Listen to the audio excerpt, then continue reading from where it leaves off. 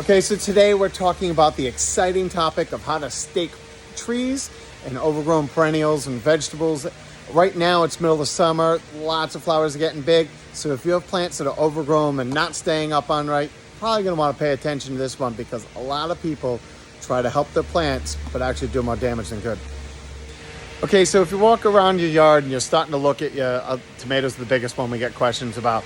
Tomatoes, perennials that are just getting big and leggy. Maybe you had peonies that needed to be staked up in the spring, or even trees. The biggest thing that most people run into problem is they instinctively want to grab some kind of a jute twine or some kind of baler twine because it's economical. It's used all over the place. If you don't know what that is, let me show you right here. It's some kind of twine. Most of it had this kicking around. Our plants flopping and going through. The problem is anything like this has a tendency to cut into the plants. So yes, it's very strong. Yes, it works at holding up the plants. But the problem is as the plants are outside and they blow around in the wind, that rope, if you tied a rope like a tree limb, if you've ever done this, you had a tire swing in your backyard and you tied up a rope and you had that rope tied over the thing and you had to swing, kids are going through. You look back a year or two later, it's actually girdling the stem.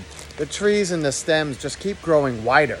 And so our knot or a rope that was around the stem early on was nice and snug and it wasn't cutting anything.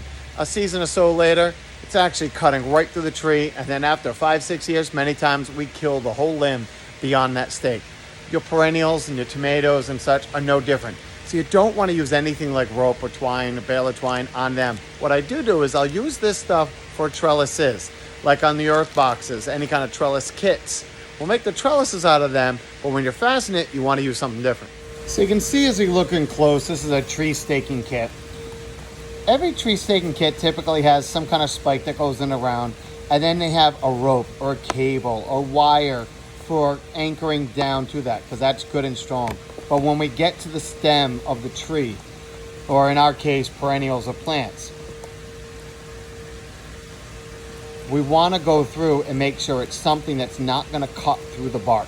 Very forgiving, leave a little slack, and you either use, a lot of people, if they make their own, will use sections of garden hose, or in this case, it's just a felt material that goes around the stem, and then that gets anchored down with a hard cable.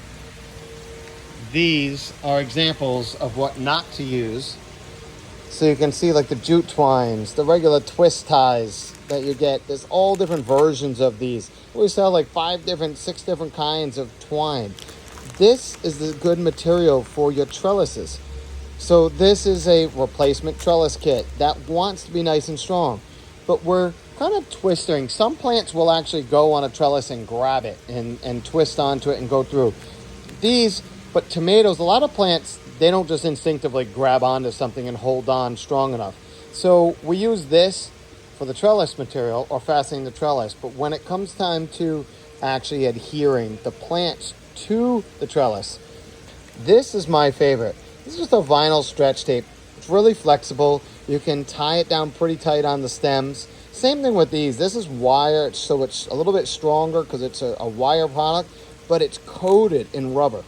So it's almost like the twist ties. You just cut little pieces of it and actually twist it.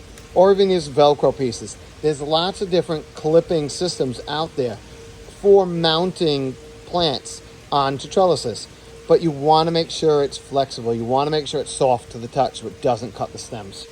So this is a prime example. It's an earth box with the trellis. The tomatoes are going crazy. They're just starting to fruit out. But tomatoes don't grab onto that trellis the way I was talking about. So you kind of weave it in and out as it's growing.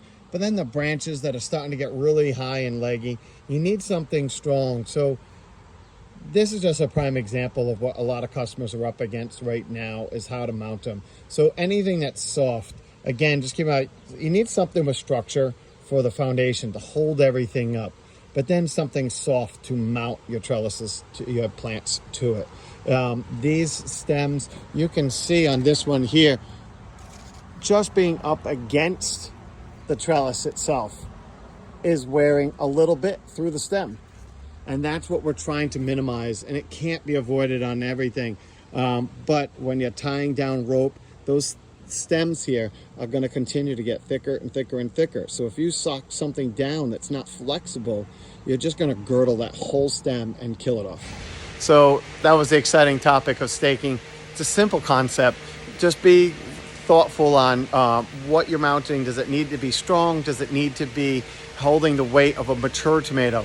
What ties you use at the beginning when there's 1 or 2 little flowers on a tomato plant, but what that plant needs when it's covered with maybe 5-10 pounds of fruit. You need to balance the two between strength and not cutting the stems.